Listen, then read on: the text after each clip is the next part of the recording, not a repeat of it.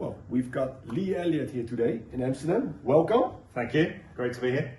Lee is specialized at Knight Frank and especially on the research department. He came over. We're going to have 2 sessions today with tenants and also with landlords.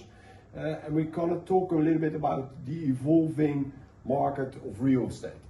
I would like to hear from you now in short, what are the trends within the real estate market?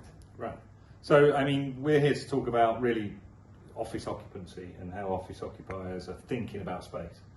And I think the reality is that we're learning that we're in this sort of great global workplace experiment that the pandemic kind of thrust us into. And we're working our way through that. It was very clear from the session this morning with occupiers that they're still trying to figure out workplace, work style, and how that all plays out over the next 3 to 6 years, not the next 3 to 6 months, and starting to prepare for that. And one thing that's really encouraging, I think, from today is that most of the occupiers we spoke to see real estate as a strategically important device, something that if they get it right can bring advantage to their business. So there's definitely a case for real estate going forward. There's definitely life in the office yet, but we've got to work our way through some challenging times in trying to figure it all out.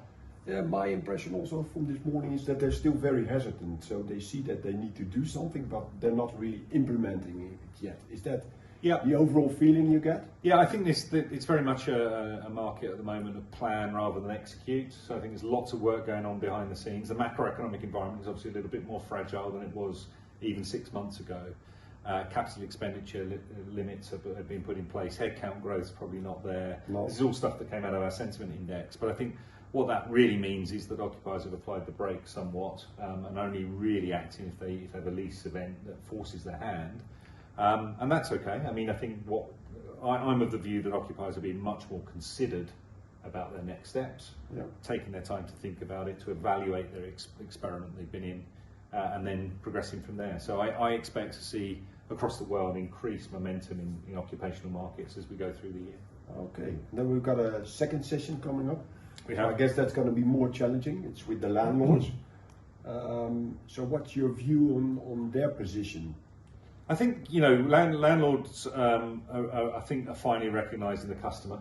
There have been some that are out there that have done that for a long time before anybody suggests otherwise. But the mainstay of the market is now recognising the occupier needs to be heard and listened to, and we need to react in a different way. And that, in my view, that is about creating office experiences as well as office environments. Yeah.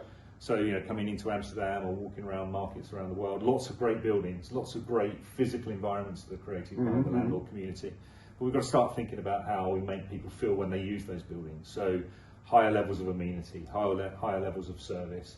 That's, I think, the direction of travel. That's challenging for landlords who have worked in a different way historically, but that's the direction we need. It's also about the economics at the end of the day. Yep. Well, I think I'm really looking forward to the second session. Lee, thanks again for coming over.